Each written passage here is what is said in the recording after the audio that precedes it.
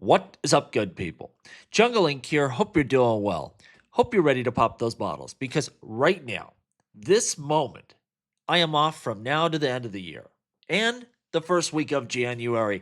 I never take any time off. This is exciting. I get to sit back, watch this bull run develop. Maybe we catch a Santa rally and really go out with a bang to end this year. This is going to be a good time. Now, speaking of that, there's some rumors, some speculation circling around XRP right now that if this is true, if this happens, it might be bigger. Probably would be bigger than if the SEC dropped their court case versus Ripple. We're going to get into it. Before we do, though, look at Songbird. It's up 30% on the day. And this is the coin that people tell me all the time. They lecture me. Get some Songbird. Get some Songbird. It's just never ending. I sold it last bull run. I have never reinvested in this token.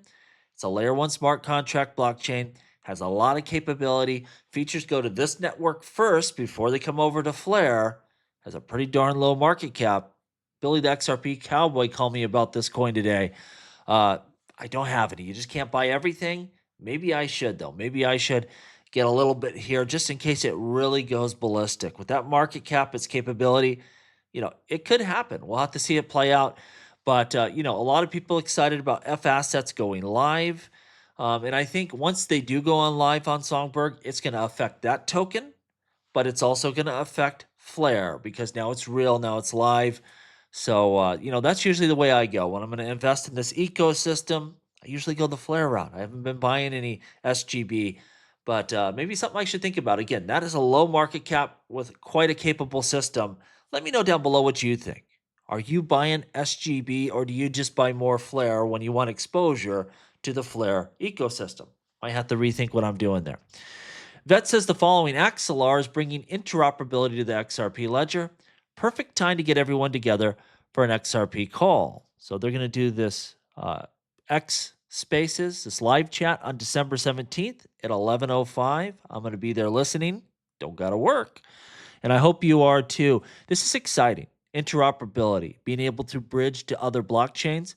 One of the best things about the XRP ledger is the decentralized exchange, being able to trade assets on chain. But the problem is if you don't have any assets to trade, well, people don't use it a lot. If we can bridge over and bring those assets onto the XRP ledger, it really might become a trading hub, a preferred place to trade in a decentralized manner, low costs, low fees, fair trading. This could be big. I can't wait to hear what Vet has to say in this talk about this integration of Axelar and the bridging of other blockchains to the XRP ledger. This could be a big one long term. We'll see what they have to say. Vet also saying the XRP ledger is ideal for real world asset tokenization. We think about payments, and that's big, and we see that heating up again. Payments really getting serious as we approach a regulatory environment for cryptocurrencies. But real world asset tokenization, you see a lot of interest from big players, whether it be BlackRock, JP Morgan Chase. They want in on this. This is the feature set they got their eyes on. XRP Ledger is built from day one, first in the world with this capability. You see, Vet says compliance plus multi-purpose tokens plus decentralized exchange. Yeah, this is going to be a beast in this arena. Bitwise saying 2025 prediction, tokenized real world assets, RWAs, will reach $50 billion. And it could happen, especially with all that institutional interest and support. A lot of real world building going on around this idea.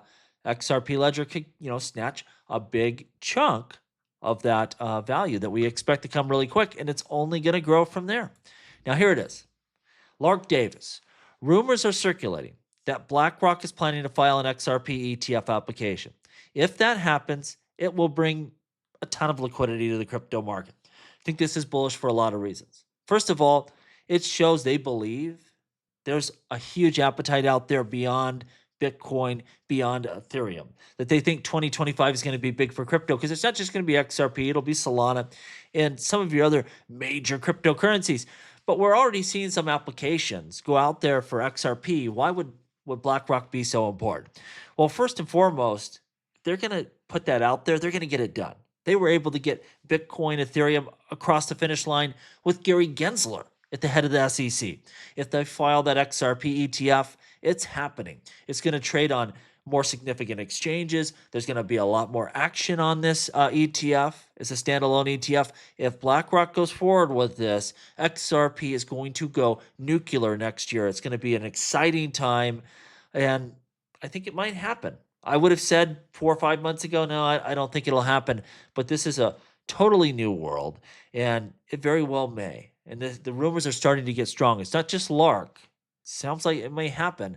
And again, that tells us the appetite for this asset is going to be much larger than we may have known, and that the likelihood that it gets across the finish line and gets approved and approved quickly is better. That's what we want. We want approval early as possible so you have that effect throughout as much of the bull run as you can catch. During that growth phase, that's when these types of things really, really matter, and it could be a game changer, up all your price targets quite a bit if that happens. We'll see. We'll see if it plays out. Coinbase, they're getting in some trouble here. If you remember, out of nowhere, they delisted Wrapped BTC, Wrapped Bitcoin. A lawsuit claims Coinbase is playing dirty to push its own product because now they have CB, Coinbase Bitcoin BTC, which is just another Wrapped product. It runs on Base, so, cheaper to interact with.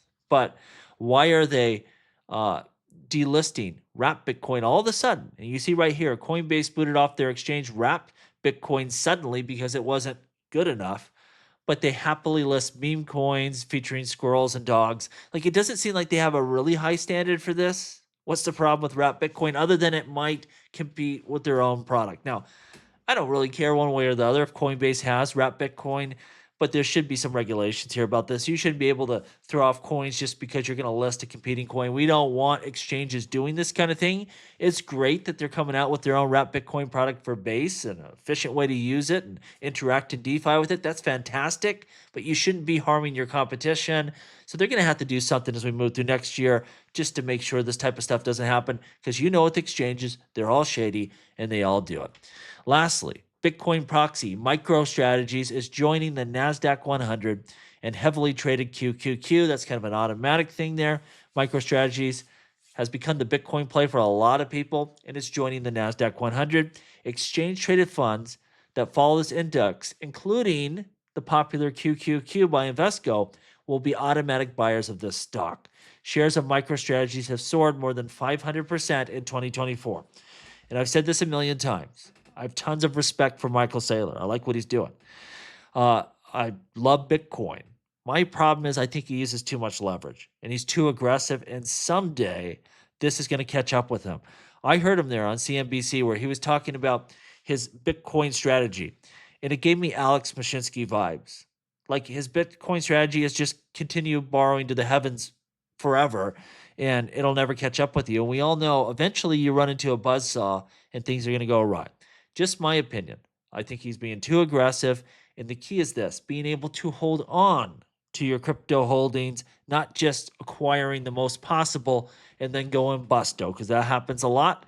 It's happened to a lot of people before Michael Saylor, and I guarantee it'll happen to people after. It's got me worried. We'll see how it plays out. Let me know what you think down below.